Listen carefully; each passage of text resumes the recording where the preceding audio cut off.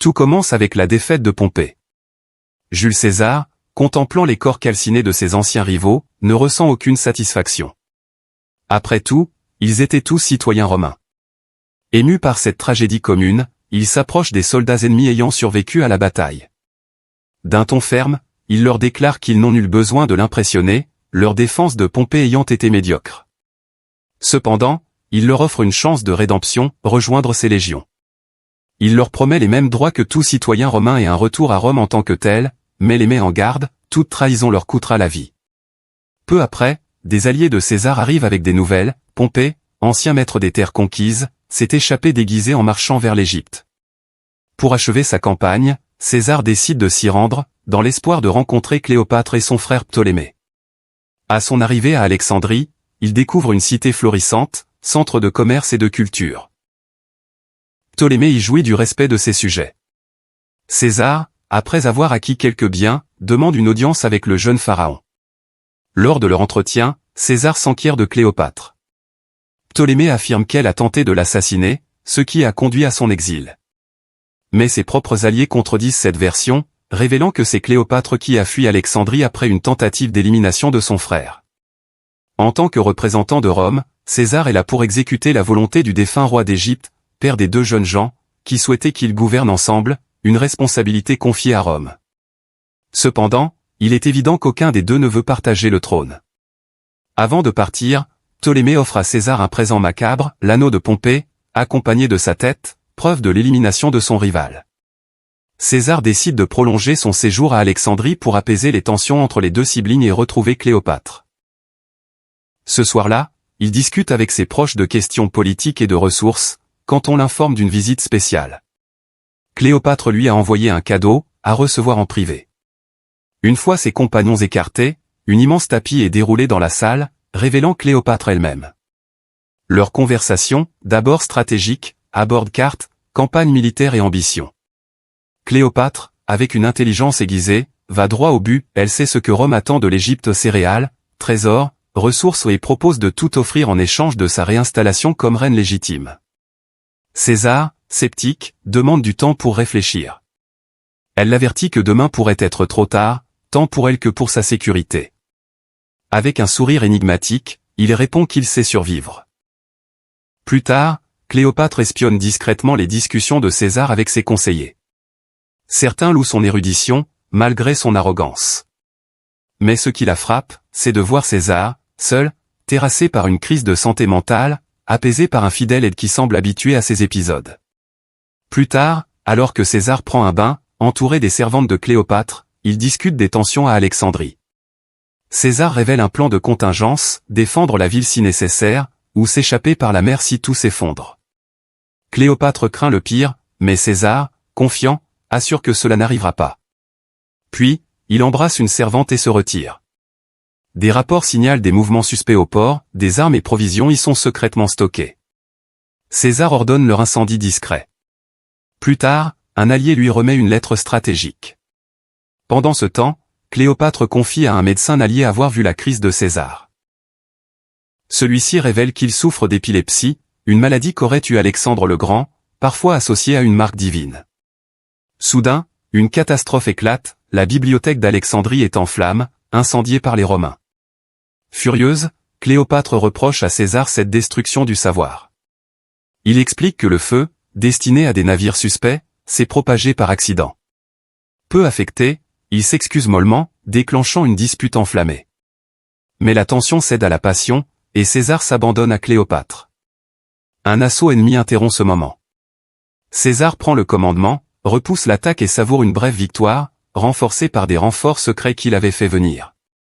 Cléopâtre, dans sa routine, échappe à une tentative d'empoisonnement par une servante, qu'elle pardonne mais force à boire le vin empoisonné, causant sa mort. César, informé, condamne à mort le responsable et envoie Ptolémée et son conseiller au front. Cléopâtre, courroucée, lui reproche de ne pas l'avoir consultée, elle, désormais reine d'Égypte. César admet sa méfiance, arguant avoir agi pour Rome et l'Égypte. Malgré ce différend, elle reste à ses côtés lors d'une nouvelle crise, lui offrant son soutien sincère. Le lendemain, Cléopâtre est couronnée reine.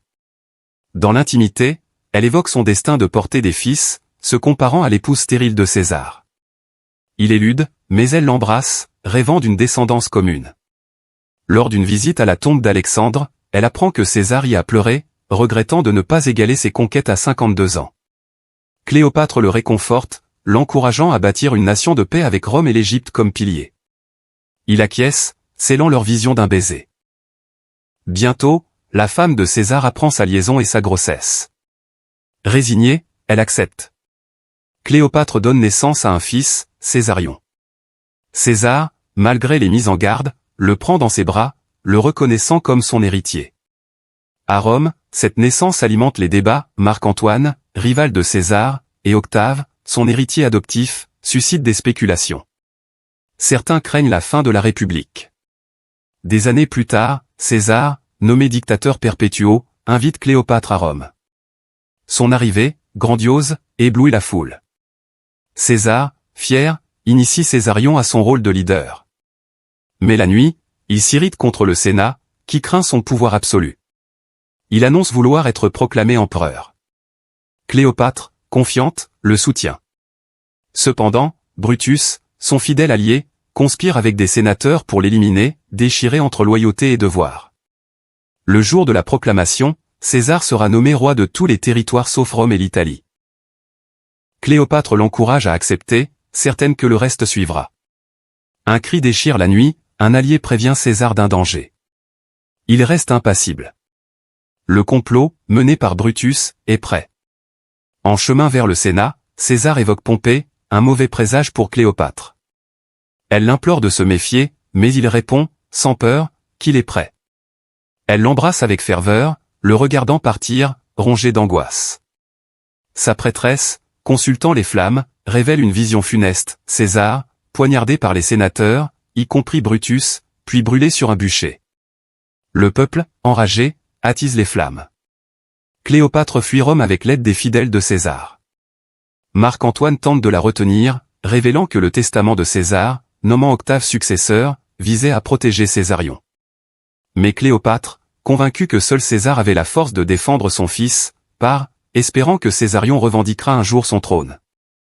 Marc-Antoine traque les assassins de César, éliminant Brutus. Avec Octave et Lépide, ils forment le triumvirat, divisant l'Empire. Octave hérite de Rome, l'Hispanie et la Gaule. 3 ans plus tard, Octave écarte Lépide et marche vers l'Égypte. Marc-Antoine, à court de fonds pour ses troupes, doit se tourner vers Cléopâtre. Malgré sa réticence, il l'invite à négocier en Égypte. Elle organise une réception somptueuse, mais porte un collier orné du visage de César, blessant Marc-Antoine. Il confesse vivre dans son ombre. Cléopâtre rétorque qu'il cherche à surpasser César, pas à l'aimer. Leur passion éclate, et ils s'unissent. À Rome, Octave apprend leur mariage et leurs exigences pour Césarion.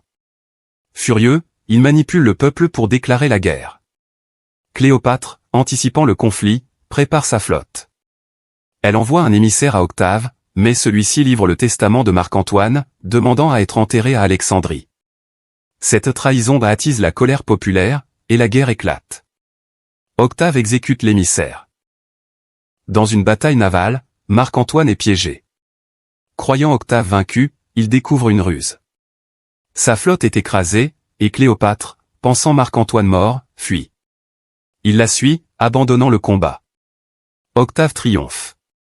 De retour en Égypte, Marc-Antoine, brisé, ignore Cléopâtre.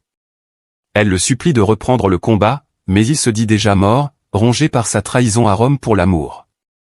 Octave propose la paix en échange de la tête de Marc-Antoine. Cléopâtre refuse, prête à combattre. Dans un moment de vérité, elle le conjure de retrouver sa force. Touché, il se ressaisit. Cléopâtre, prête à tout, ordonne à son fidèle conseiller de lui annoncer sa mort si Marc-Antoine ne revient pas, tout en se cachant dans sa tombe. Elle fait ses adieux à Césarion, assurant sa protection. Octave, impatient, rêve de capturer Cléopâtre. Marc-Antoine prépare la bataille finale, mais découvre un camp déserté, ses fidèles massacrés. Les troupes d'Octave l'épargnent, suivant un plan. Césarion est capturé et exécuté. Marc-Antoine, désespéré, apprend de l'aide de Cléopâtre qu'elle s'est de suicider. Croyant tout perdu, il se donne la mort, mais apprend qu'elle vit encore. Mourant, il est conduit à sa tombe, où il s'enlace une dernière fois. Octave trouve le palais vide, découvre le suicide d'un serviteur de Cléopâtre, et apprend la mort de Marc-Antoine. Il se proclame empereur. Face à Cléopâtre, il lui offre l'Égypte sous domination romaine, à condition qu'elle renonce à Césarion. Elle accepte, demandant que son fils puisse un jour régner. Mais son destin, comme celui de Marc-Antoine, est scellé dans la tragédie et l'amour.